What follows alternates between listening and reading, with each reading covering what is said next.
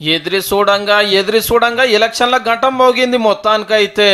దసరా ఎల్లుడే ఆల్చం తెలంగాణలో ఓట్ల పండుగే. ఫస్ట్ 2 మాటల ఎంపీటీసీ జెడ్పీటీసీ అటెంక 3 మాటల సర్పంచ్ ఎన్నికలు.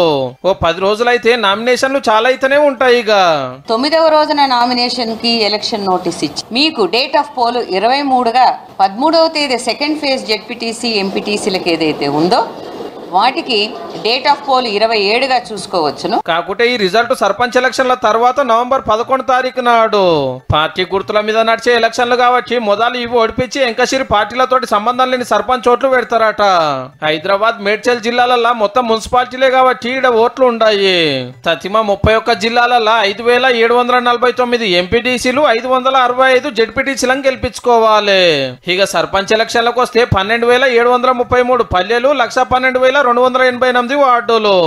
అందరికి ఒకనాడే ఇంకంటించుడు కష్టం కాబట్టి కొన్ని ఊళ్ళల్లో ఒకనాడు కొన్ని ఊళ్ళల్లో ఒకనాడు ఇట్లా 4 రోజుల గ్యాప్ తోటి 3 మాటలు పెడతామని సాటింపేసింది రాష్ట్ర ఎన్నికల సంఘం పెద్ద ఆఫీసరు రాణి కుముదిని మేడం. గ్రామ పంచాయతీలకు వచ్చేస్తే ఫస్ట్ ఫేజ్ 17th ఫ్రైడే రోజున మొదలు పెడితే డేట్ ఆఫ్ పోల్ 31వ తేదీ అదే రోజున రిజల్ట్స్ కూడా డిక్లేర్ అవుతాయి. మరి సెకండ్ ఫేజ్ లో 21వ తేదీకి నామినేషన్స్ మొదలవుతాయి. 4వ తేదీకి డేట్ ఆఫ్ పోల్ రిజల్ట్స్ కూడా. 3వ ఫేజ్ లో 25 శనివారం రోజున నామినేషన్స్ తో మొదలై డేట్ ఆఫ్ పోల్ 8వ తేదీ మళ్ళీ శనివారం రోజున అవుతుంది. పొద్దుగాల సంధి లైన్లు కట్టి ఓటేస్తే మా పార్టీలకి మీ ఊరు సర్పంచ్ ఎవరో మీ వార్డు మెంబర్ ఎవరో తెలిసిపోతుంది.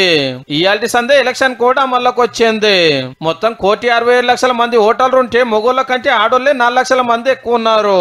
బీసీలకు 42% రిజర్వేషన్లతోటి అంతటా అన్ని పదవులకు రిజర్వేషన్లు తెలిసిపోయినాయి. ఇక ఏ పదవి మీద ఎవరికి కాయిస్ ఉన్నదో దసరా నాడు అందరు కలయి బలై పెట్టి ఎలక్షన్ ప్రచారం చాలు చేసుకోండి మళ్ళా.